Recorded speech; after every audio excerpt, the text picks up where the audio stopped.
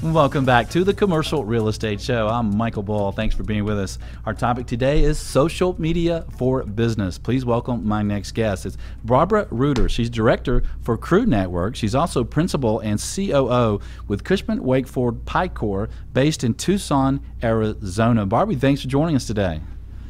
Great to be here, Michael. Thank you. Well, thank you. And we've heard some great things about social media for business, and we also hear there's some great tools to become more efficient. What are some of your favorite tools? I mean, you've been a real leader. You do a great job in social media. Oh, thank you. You know, some people are daunted by the time commitment for social media, but it's as much or as little as you want to make it.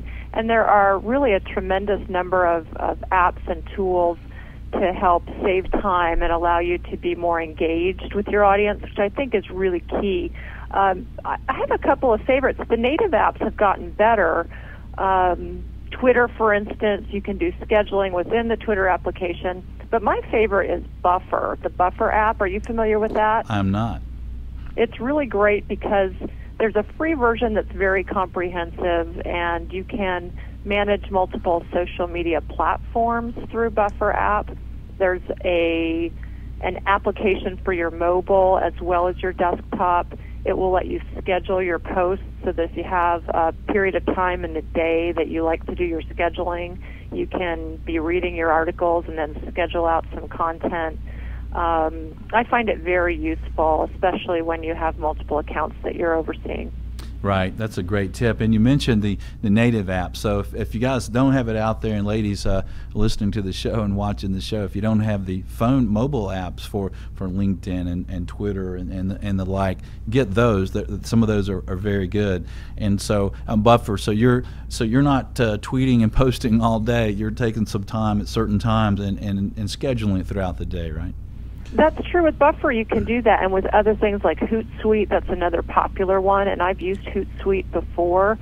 Another one that I like for my desktop is TweetDeck, and TweetDeck is owned by Twitter now, but you can also kind of manage a dashboard of multiple platforms like Facebook and LinkedIn through your TweetDeck dashboard. And in addition to that scheduling time, it lets you be more aware when someone is retweeting you, mentioning you, asking you a question, reaching out for information so that you can be more responsive. And how important is that interaction, Barbie, with social media? It couldn't be more important. I think the whole idea of marketing in general has moved from this push marketing to pull marketing to what's probably more like this engaged and interactive, where there's an expectation, certainly in B2C, that companies and individuals are going to be more responsive and immediately available. But it's not a one-way conversation. You're not spewing information out there for some perceived audience to absorb. You're really targeting your market and your audience, and then you're having a conversation. Right, that's the beauty of social media. It's not the old TV ad days, right? Well, Righto. What is your favorite platform? I know you're active on a lot of social media. I am. I enjoy Twitter the most. Twitter is terrific for engagement. There are communities within Twitter, like the commercial real estate community, that's very supportive and easy to find. So that's probably my favorite. The other that's really key for business is LinkedIn. And LinkedIn's had a slow start, I think, in terms of user interface, but they've become much more user-friendly and more important, so that if someone only has time to choose one platform, that is the one that I would recommend if you're in commercial real estate. Yeah, that's a great tip. And how about some tips for effectiveness, Barbie? I mean, you know, you can spend a lot of time in this, but if you're not doing it the right way, you're not going to get the return on investment, are you?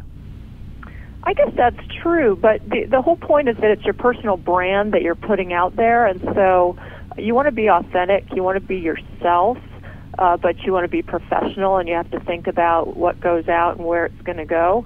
Effectiveness, I think it's about, again, being personable, being engaged, being responsive. It's not a place to post listings if you're a broker.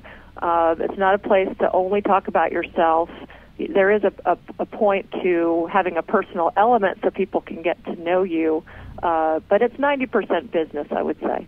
You're right. That's a great tip. And the interaction is real important that you mentioned before, and I think you do a great job with that. And and that takes some time. Well, how do you measure success then if it's not related directly to deals? Is there a way to figure out if it's being worthwhile for you? That's a common question. What's the ROI on your time spent there?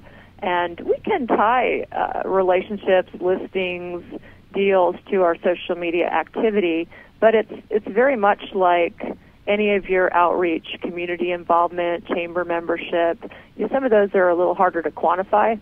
Some people measure their success by the number of followers they have or the number of likes on a post, and that's a number and it's quantifiable, but I think it's really more about the quality of the interaction that you have with people than the quantity.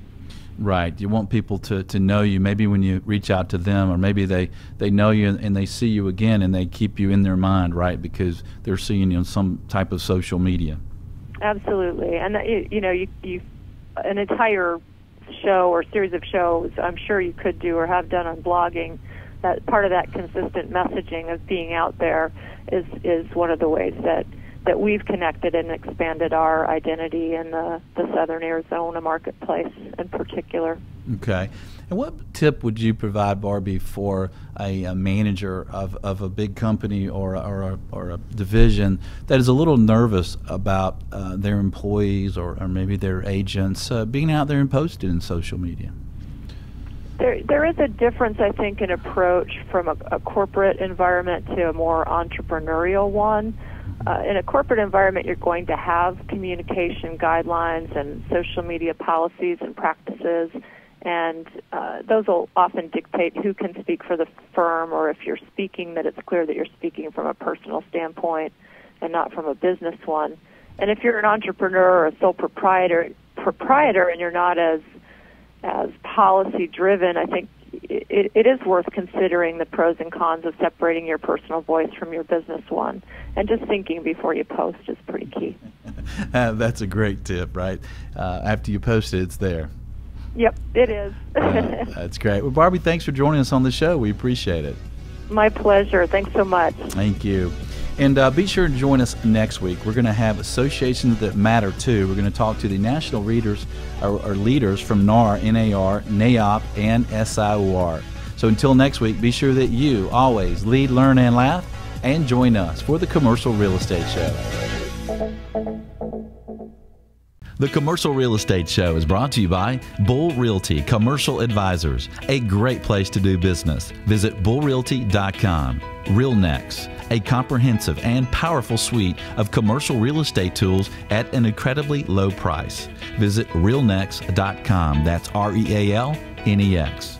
Xceligent, the resource professionals use for commercial real estate information. Visit xceligent.com. That's XCELIGENT. Commercial Search, the source to market and source available properties for sale or lease. Visit commercialsearch.com.